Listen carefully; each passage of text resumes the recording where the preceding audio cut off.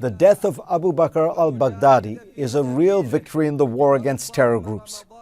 But as recent protests from Iraq to Lebanon have shown, the Middle East remains a troubled region.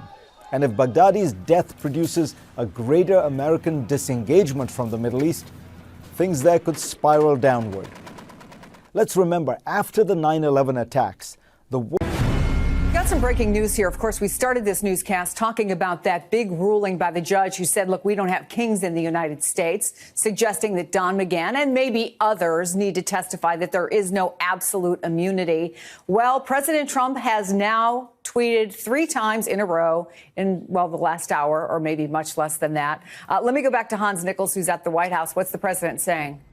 The president's making an argument on executive prerogative, and he's saying he's trying to defend the presidency from these investigations and what he says are totally unfair. So in these 3 tweets, the president is saying he would like to have people like Don McGahn, Mike Pompeo, Rick Perry testify, but he says that he has to preserve it for future presidents. So he's really wrapping himself up in the institution of the executive, the institution of the presidency, and that's why he doesn't quite come out and say that he's preventing them from testifying. But let me read it to you just so we can be really accurate here.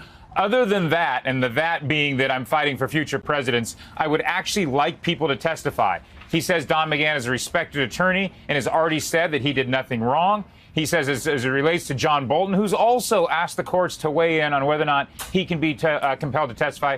He says that John Bolton could potentially testify that he withheld the aid to Ukraine because he wanted to fight corruption. That's another thing the president says. And then also suggesting that Rick Perry, Mike Pompeo, and Mick Mulvaney could also potentially testify. But future presidents should in no way be compromised. So we've had the ruling from Judge Jackson. We know that the White House is, at least the Justice Department, is planning to appeal. As that percolates up the courts, the president is giving us his view on what he thinks is at stake and what he's defending. Chris? Thank you for checking out our YouTube channel.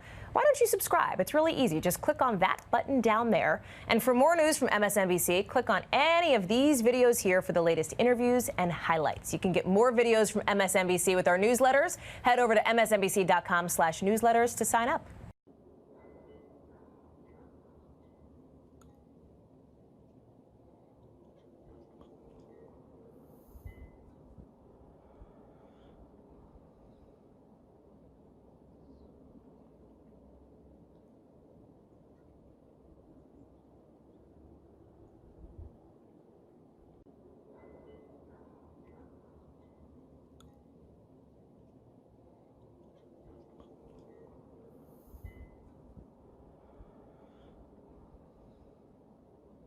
Last Friday, this department released telephone call logs and some correspondence that show that you had 2 brief conversations with Rudy Giuliani in late March. Mm-hmm. This has led to speculation reports that you were actually involved in the campaign to get to recall Ambassador Yovanovitch from Ukraine.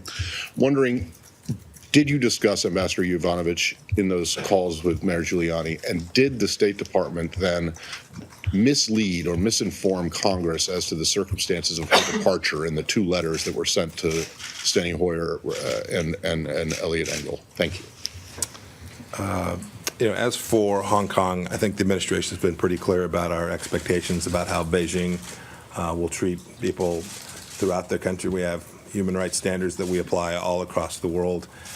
The president tweeted just a short while ago that he'd encourage you essentially to testify in the impeachment investigation. Is that something you're considering?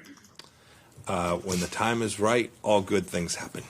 We've continued to comply with all the legal requirements. You saw we released documents, I guess it was last week now. We'll continue to do that as required by law and as appropriate, so that appropriate oversight can be conducted.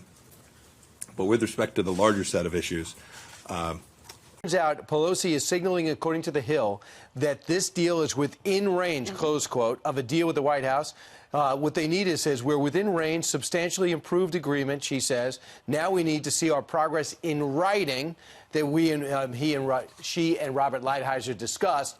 And as you know, Steve is doubtful, but I say, with the legislative days left between Thanksgiving and Christmas, I say it goes up for a vote and gets done. Before the end of the year. I think that's very optimistic. It would be great for the United States. Ultimately, I think she will not do it before the end of the year because it would be giving the president a win at the same time that she's trying to impeach him. But if you want to win, don't you want to win when no one's looking? And people are so focused on the Cracker Barrel and Christmas, they're not going to be saying, hey, what, did USMCA pass? Who deserved credit for that? So that's my hope. The other thing to keep in mind, too, is that we are awaiting Kellyanne Conway. So she's going to provide some color. She is getting wired up on the north lawn of the White House right now. Excellent. And keep in mind, we just had that development that Lighthizer came to with China. That's a Thousands have been forced to flee their homes in California, where a wind-driven brush fire has erupted. The so-called cave fire has burned almost 4,000 acres in the mountains above Santa Barbara. More than 6,000 people have been evacuated as the fire burns through dry, brushy canyons and ridges. Officials declared a local state of emergency, and they say the flames are still 0% contained. CBS News correspondent Jonathan Vigliotti is on the front lines in Santa Barbara. We've been watching as flames have ripped through this mountainside. High winds up to 30 miles an hour, sending burning embers ahead of the fire, sparking hot spots like the one around me. You can see we're here on the front lines with firefighters who have been going from hot spot to hot spot, trying to contain this blaze. At this point, 0% containment. 2,400 homes are threatened. More than 6,000 people have been evacuated. Look at this video from one woman as she was fleeing her home. You can see all of those embers flying.